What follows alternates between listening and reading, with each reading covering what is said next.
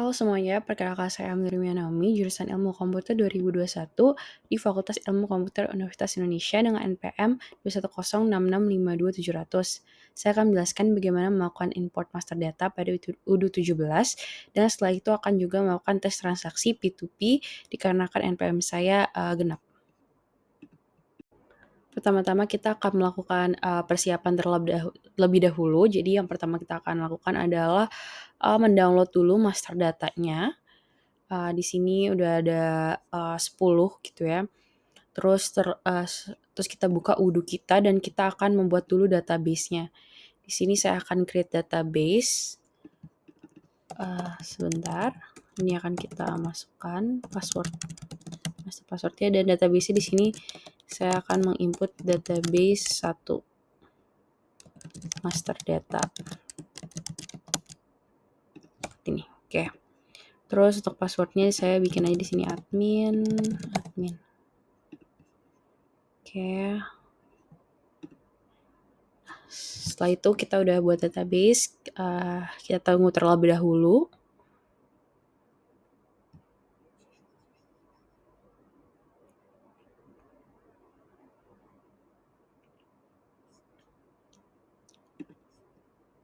Oke, sudah terbuat. Ini tinggal kita login aja sebagai admin terlebih dahulu. Setelah sudah login, kita akan mendownload aplikasi, yaitu sebentar, di sini ada listnya, yaitu ada sales, purchase, accounting, inventory, dan contacts. Maka di sini pertama sales terlebih dahulu.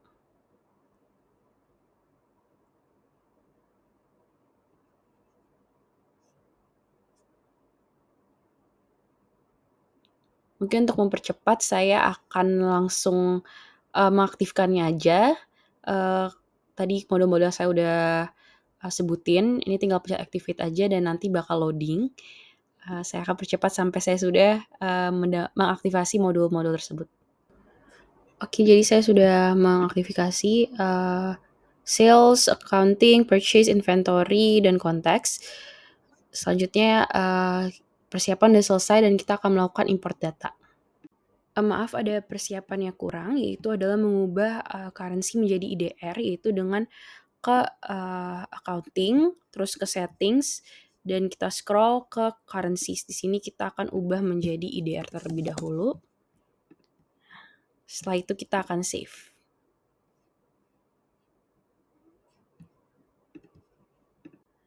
Yang pertama akan kita import adalah COA ataupun charts of account.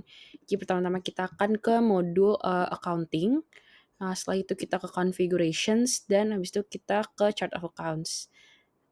Nah, di sini bisa dilihat sebenarnya udah ada gitu ya. Dari default dari sininya, tapi kita bisa langsung import aja, record lagi.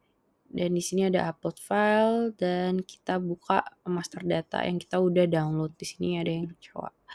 Nah, setelah udah di-upload, kita jangan lupa untuk checklist use first row as header. Soalnya jadi di master datanya ini kalau kita bisa lihat itu di atas ada row pertama sebagai header, sebagai description dari kolomnya gitu. Jadi ini nggak akan di-input sebagai data. Nah, setelah itu kita akan tes dulu apakah udah valid, dan bisa dilihat bahwa di sini udah valid gitu. Setelah kita udah valid, kita bisa langsung aja import. Nah, maka akan ada tulisan 190 record successfully imported. Selanjutnya setelah COA, kita akan import bank. Maka kita akan pergi ke modul konteks dan kita akan buka configurations, dan di sini ada menu banks gitu. Nah, di sini belum ada default dari UDU17, maka kita akan langsung aja import records, upload file sesuai dengan yang ada tadi kita udah download, terus kita tes lagi dan semuanya sudah valid, maka kita akan import.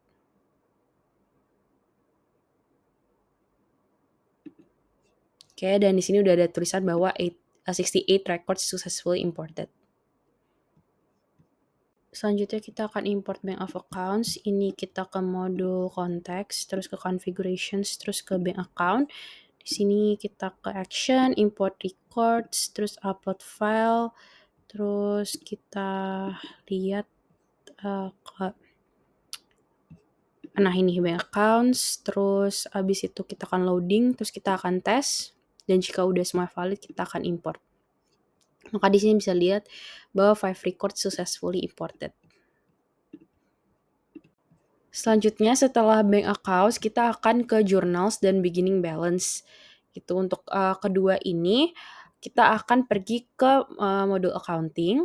Setelah itu kita akan ke configurations dan ke journals. Nah, di sini udah ada defaultnya, tapi kita akan coba dulu aja import dulu records yang ada di sini. Kita pilih file dan kita coba tes. Nah, di sini akan ada error gitu ya. Setelah saya tinjau kenapa error itu terjadi karena importan itu udah ada di default gitu nih. Misalkan saya bisa buka list-nya dan kita bandingkan gitu ya. Di sini sebenarnya udah mencakup ke semuanya gitu. Ada customer invoices, sales, ENV, terus vendor bills, purchase bill, dan semuanya ini udah sama. Jadi kita akan lanjut aja ke beginning balance, yaitu dengan ke drop down accounting, terus ke journal entries. Nah di journal entries ini sama gitu ya, ke tombol actions, import, terus kita ke yang sini beginning balance, terus abis itu kita tes. Dan di sini everything seems valid, berarti udah langsung kita import aja. Nah, ini langsung udah ada one record successfully imported. Nah, untuk ngeliatnya kita bisa lihat di sini gitu ya. Nah, di sini bisa kita post aja langsung journal entries-nya dan kita bisa ngeliat gitu di sini. Udah ada. Kita juga bisa ngeliat ke journal items. Ini udah ada semuanya. Untuk keperluan pengumpulan tugas, di sini saya akan log out dan saya akan melakukan download untuk database yang di sini. Yang pertama kita akan backup di sini. Ini kita masukkan passwordnya. Oh maaf, ini harusnya pakai. Oke, terus kita akan backup itu nanti akan download sebagai zip gitu. Nah, setelah udah terdownload sebagai zip, saya juga akan duplicate karena saya mau memisahkan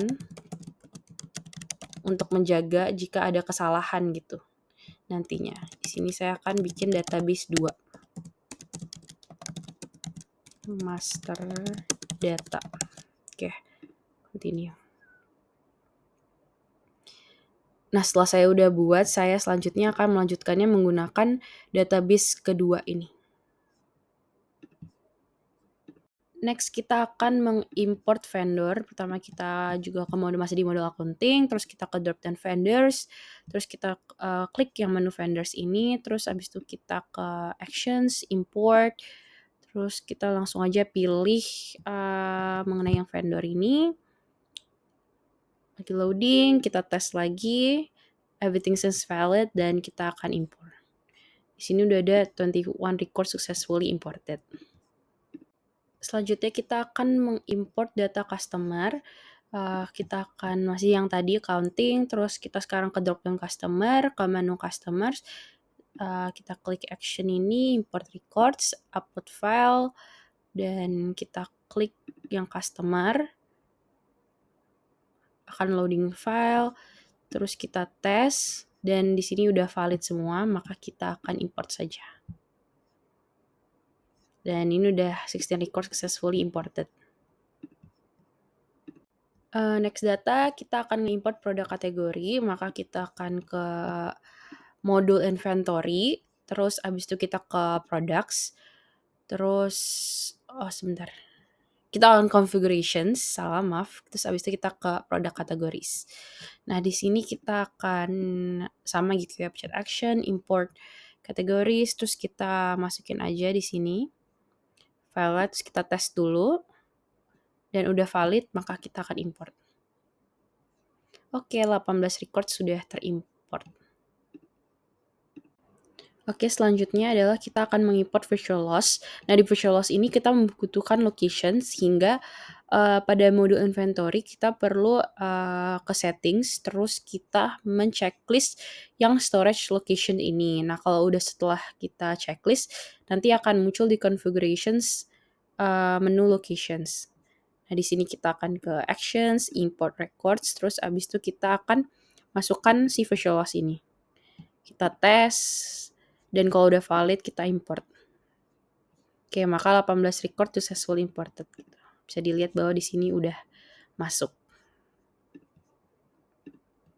Oke, selanjutnya saya akan nge-import dari unit of measures. Nah, di sini saya sudah melihat gitu pada UD17 itu bahwa di sini unit of measure-nya saya tidak bisa diimport, dan untuk saya juga mau memberitahu bahwa setting saya jangan lupa untuk di checklist unit of measure supaya ada. Nah, untuk mengatasi hal ini, maka saya akan langsung menambahkannya pada unit gitu ya, sesuai dengan yang ada di sini gitu. Di sini ada pieces, kita langsung tambahkan aja di headline di sini.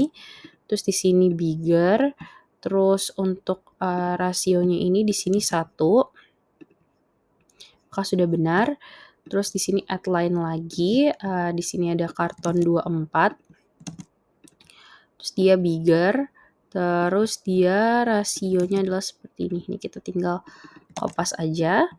Terus yang satu lagi itu ada karton 36, dia juga bigger, dan untuk rasionya kita bisa langsung kopas aja. Oke, ini oh dia emang udah langsung set ke sini. Oke, jika udah kita bisa langsung save aja. Bisa dilihat bahwa ada seperti ini. Di unit of measure dia juga udah menambahkan gitu. Di sini ada karton 36, karton 24 sama si PCS. Data selanjutnya adalah master product. Itu kita langsung aja ke modul inventory, products, terus ke products, terus kita langsung import records, upload file ke yang master product. Terus kita akan tes terlebih dahulu. Untuk datanya ini cukup banyak, maka testingnya agak lumayan lebih lama daripada yang lain. Dan ini udah valid, maka kita langsung import aja.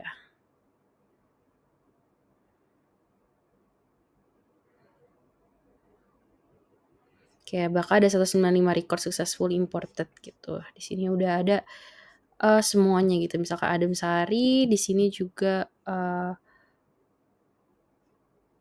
pastinya ada Adem Sari gitu. Misalkan cari aja Adem Sari. Nah, ini dia gitu. Jadi udah masuk datanya. Untuk master data terakhir yang akan kita import yaitu adalah stock inventory. Kita akan ke model inventory itu sendiri, terus kita ke operations, terus kita ke physical inventory. Nah, di sini akan ada inventory adjustment.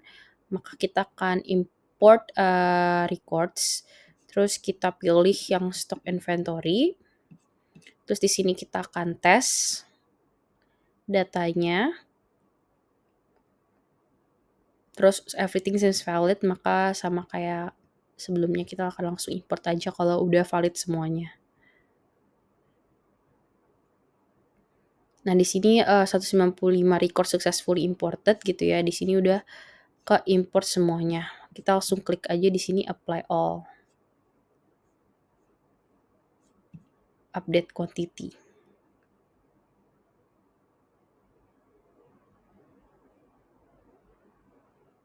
Ini sedang loading.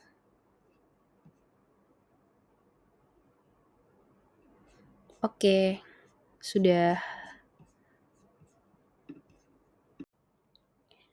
Setelah mengimport data-data tersebut, sekarang kita akan melakukan transaksi procure to pay, dan saya akan merefresh ulang tahapan-tahapannya. Itu adalah pertama request for quotation, dan jika sudah setujui nanti akan menjadi purchase order, terus akan dikirim, dan jika diterima itu akan ke tahap receiving. Setelah di receiving akan muncul vendor bill. Kalau udah ada bill-nya, kita akan melakukan payment, maka, proses P2P ini selesai. Selanjutnya saya akan menjelaskan skenario yang akan saya gunakan untuk melakukan transaksi P2P, yaitu bahwa PT Jaya Abadi, company, saya atau company dalam simulasi ini adalah usaha sembako yang ingin merestock berbagai jenis merchant dikarenakan persediaan yang berkurang pada saat lebaran kemarin, gitu. Terus pembelian tersebut dilakukan, melalui PT Satu Makmur dengan ketentuan berikut. Jadi ada marjan fruit punch, itu marjan jambu squash, marjan leci, marjan lemon, milk rose, mocha, semuanya itu sebanyak 20. Diawali dengan mengajukan RFQ melalui email dan jika disetujui, PT Satu Makmur akan langsung mengirimkan barang yang akan dipesan. Setelah barang tiba, bagian gudang akan menerima semua pesanan dalam satu pengiriman tunggal, kemudian tagihan dari PT Satu Makmur akan segera dibayarkan secara penuh melalui pembayaran pertama menggunakan rekening bank untuk semua barang yang telah dipesan. Untuk melakukan transaksi kita memerlukan, 3 user. Jadi, di sini saya masih di administrator ya.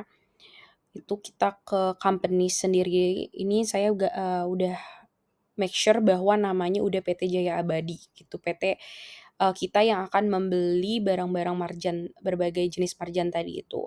Terus untuk usernya di sini saya menambahkan 3 user, yaitu finance, purchase, sama warehouse. Untuk finance sendiri dia nanti akan, mmm, mengurusi modul accounting, terus abis itu kalau purchase dia akan menjadi, administrator dari modul purchase dan warehouse itu akan menjadi administrator dari inventory. Oke, di sini kita akan save. Oke. Oke, pada tahap ini saya akan, melogout dan membuat database baru dengan cara, di-copy, tapi pertama kita akan backup dulu, database 2 ini. Sama kayak tahapan tadi, itu kita masukin aja master password-nya. Terus nanti bakal akan terdownload sebagai zip gitu. Terus kalau misalkan udah ke-download sebagai zip, di sini kita akan duplicate.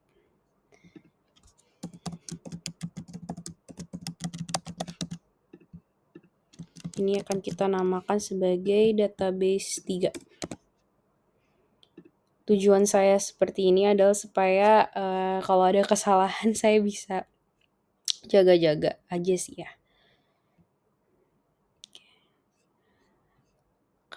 Oke, kalau sudah di sini bisa langsung kita lakukan transaksi P2P-nya dengan database 3 ini.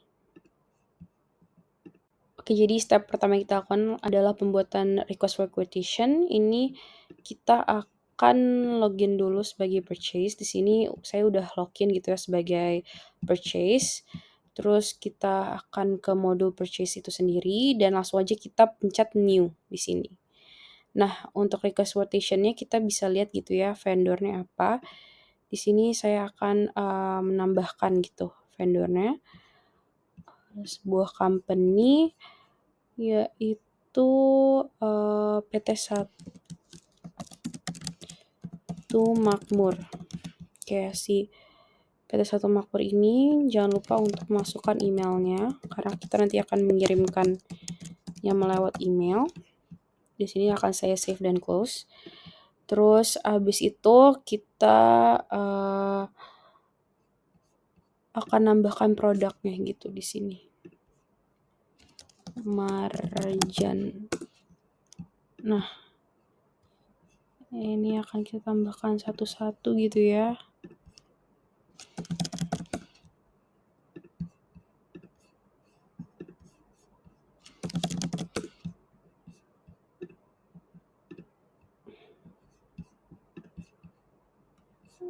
Oke, sebentar.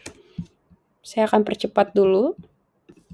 Oke, ini saya udah mengisi gitu ya. Ini langsung aja untuk kuantitinya kita buat 20 semuanya.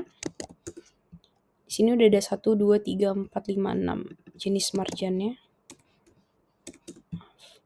Oke, dan untuk tesnya sendiri juga saya udah ilangin gitu ya. Tadi ada taxes 15%, tapi ini saya buat bahwa tidak ada gitu.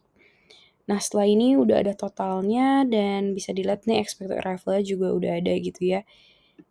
Mungkin nih kita bikinnya di sini lewat 10 aja contohnya. Gitu, dan di sini kita bisa langsung, send by email.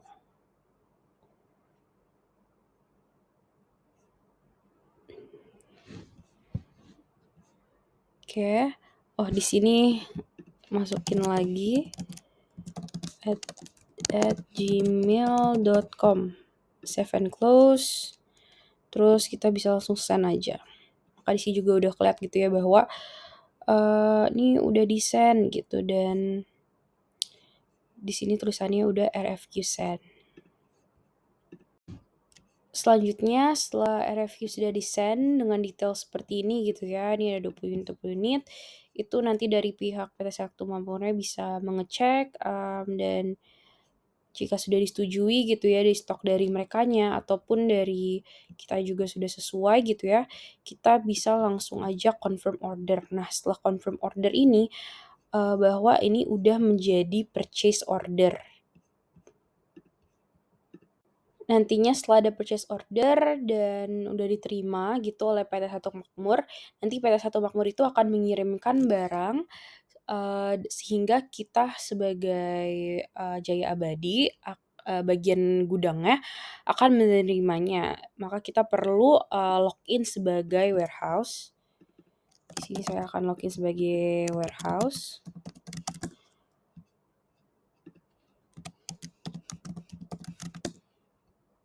Oke, bentar, ini ada kesalahan dari password. Oke, sudah login dan kita akan ke inventory, dan di sini ada receipts yang harus diproses gitu ya. Nah, kita bisa langsung aja di sini validate gitu. Jadi demand-nya berapa, quantity-nya udah pas ya, sama gitu ya, 20-20, dan jika udah diterima kita bisa langsung aja gitu validate. Nah, di validate ini udah ada done, artinya udah ada masuk si, stok si marjan ini gitu. Di sini saya akan memperlihatkan, untuk memastikan bahwa produknya tuh sudah bertambah gitu ya. Jadi ini adalah tadi, master datanya gitu ya, di marjan fruit punch itu ada 23, dan sekarang kalau kita ke products dan kita search gitu ya, marjan, untuk fruit punch-nya sekarang udah 43 gitu. Jadi udah nambah 20 daripada 23. Seperti marjan jambu squash juga nih sekarang 65. Dulunya itu jambu squash ada 45 gitu, udah bertambah 20. Setelah barang diterima, selanjutnya kita akan, membuat vendor bills.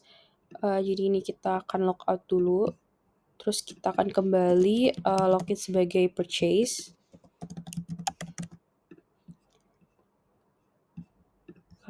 Nah, kita ke modul purchase, dan untuk yang RFQ tadi gitu ya, di sini kita udah, receive-nya udah nih, udah semuanya udah sama 20, namun yang build-nya nih belum ada, masih 0 ya, jadi kita perlu create build di sini. Nah, ini saat udah create build, bisa dilihat ini udah ada nih vendor build gitu. Ini masih menjadi draft gitu ya, belum posted gitu. Nah, nanti postednya kita akan lakukan di, sebagai finance gitu. Ini kita logout aja, terus sekarang kita login sebagai finance. Nah, di finance kita ke accounting, terus kita, lihat ya di sini vendor bill udah ada, kita juga bisa lihat gitu di, jurnalnya, bahwa ini udah ada nih inventory valuation gitu ya, udah terbuat, nih marjan-marjannya gitu ya. Sekarang kita tinggal ke vendor bills, dan kita nantinya akan, melakukan pembayaran gitu ya. Ini kita confirm dulu aja. The bill date-nya. Oke, kita bill date tanggal ini, terus kita akan confirm. Oke, maka udah posted, dan selanjutnya kita akan melakukan payment.